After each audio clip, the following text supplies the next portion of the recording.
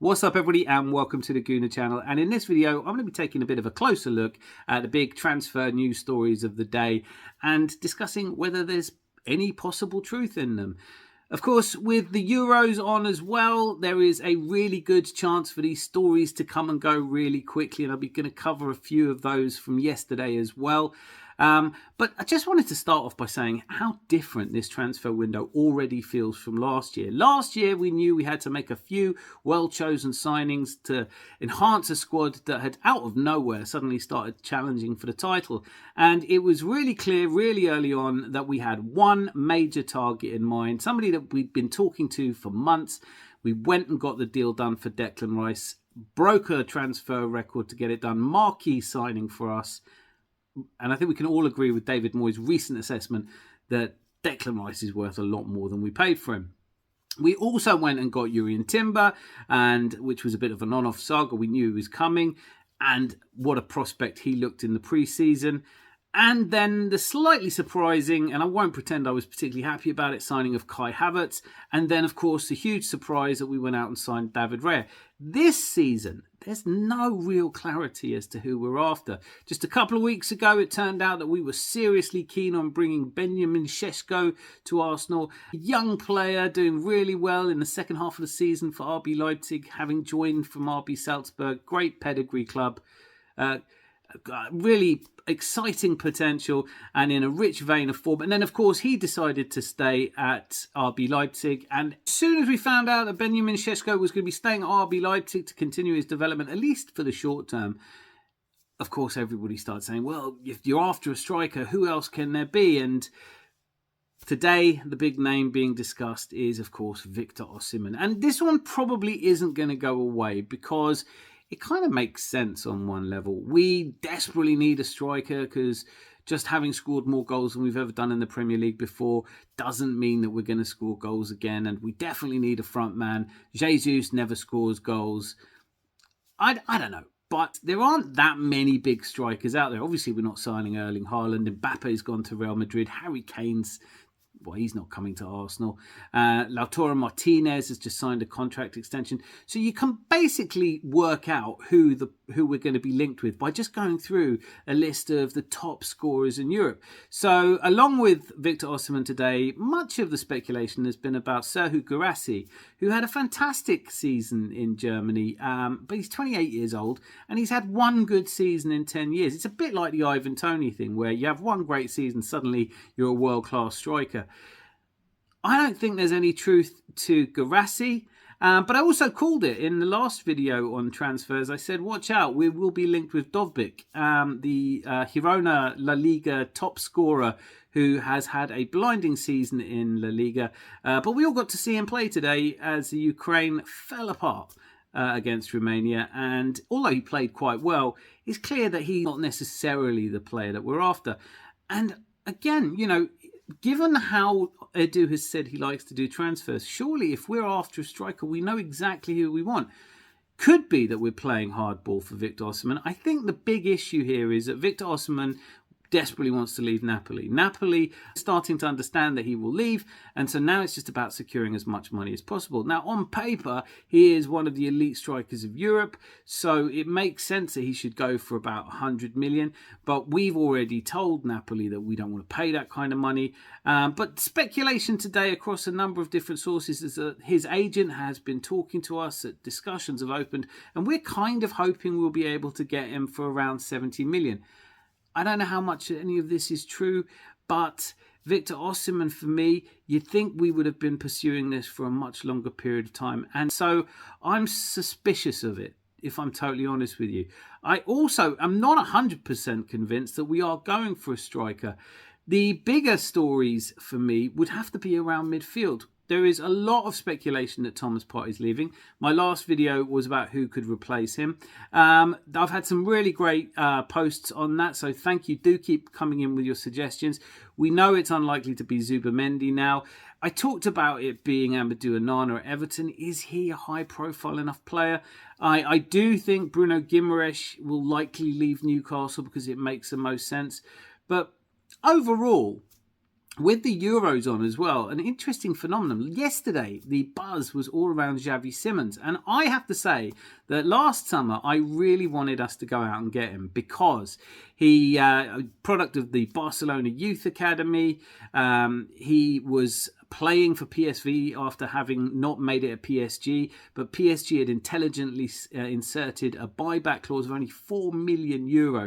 He was prolific in Ruud van Nistelrooy's PSV side. Then Ruud van Nistelrooy was sacked, and when he was asked if he wanted to stay at PSV, Xavi Simons, a player with bags of confidence, look, I really like him. I think he can play anywhere across the front three, and he's a ball carrier. But when he was asked if he was going to stay at PSV, he said he didn't know because he didn't know who the manager was going to be. So when asked if he would go to PSG, when asked if he would go back to PSG, he said the same thing. I don't know.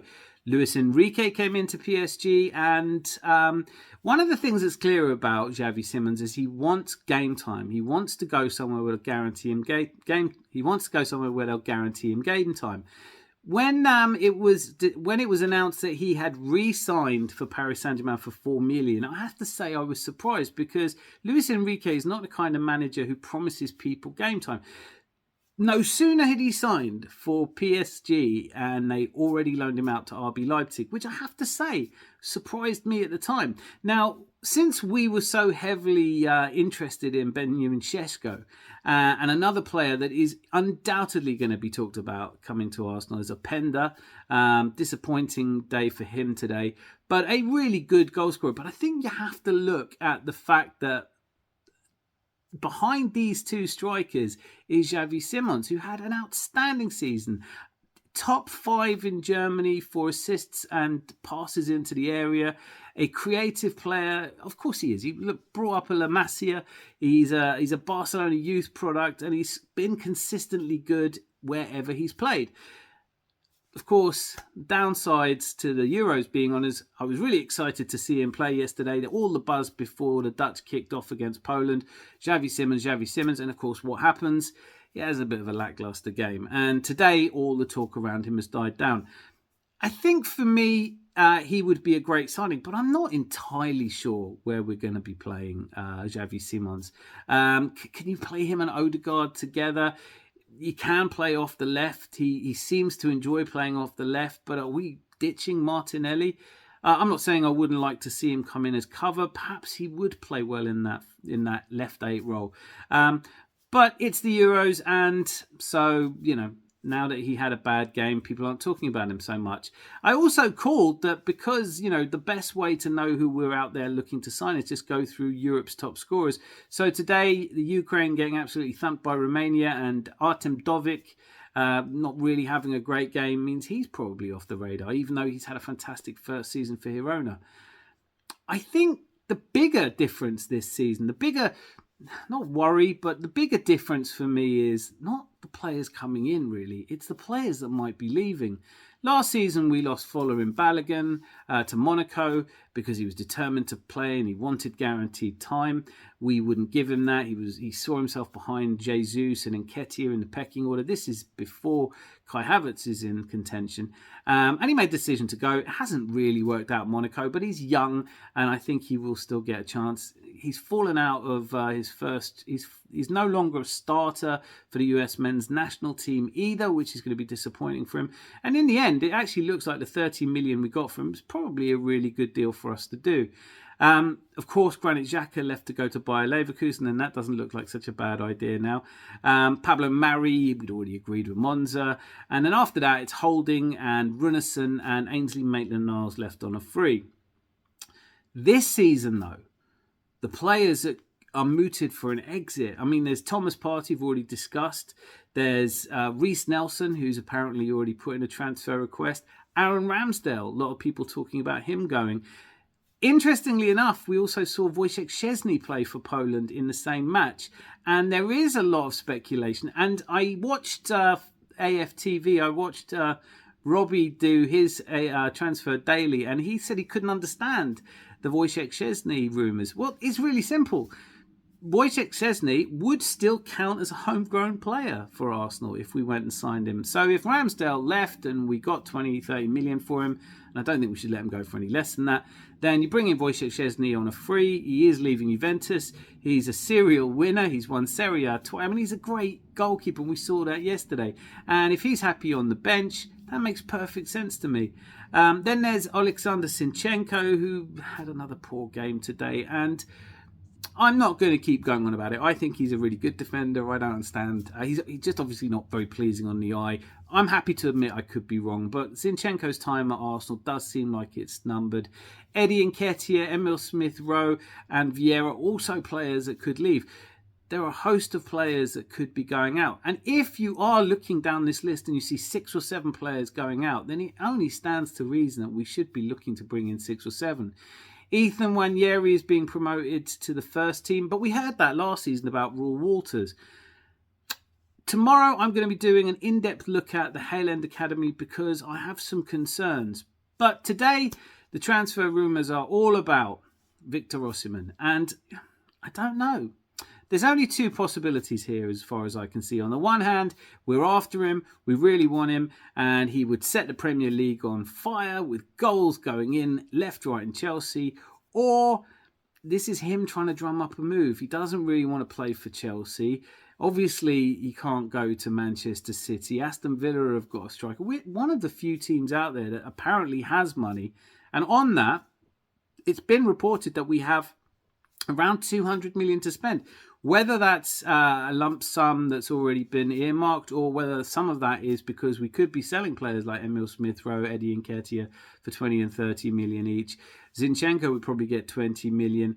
And Thomas Partey, the rumours were 20 to 25 million. So maybe it is making sense, but there just aren't that many solid links for us. And it feels a little bit like if all of this is true, then we're scrambling to get players over the line right now.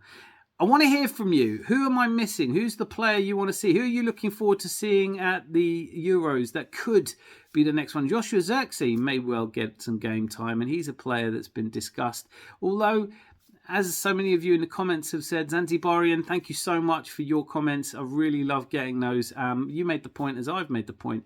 It's not really a 9, is he? He's not the sort of player that comes in and scores hatfuls of goals, you wouldn't think. And he's very young. And is he definitely better than a Kozia Dewberry? I don't know. Maybe he's just had more game time. Anyway, today's big story, Victor Osimhen.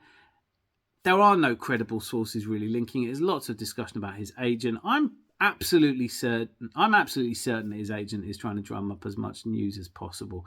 But whether that means it's us or not, I'm still not actually convinced we need a striker.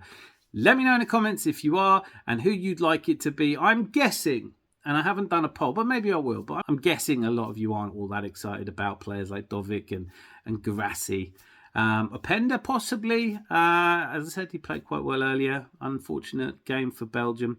But Leo Trossard looked really good. Anyway, that's been today's transfer roundup. And I'll be back again tomorrow doing it all over again. So if you like this kind of content, do hit like and subscribe. And until I see you tomorrow, be lucky. Lots of love.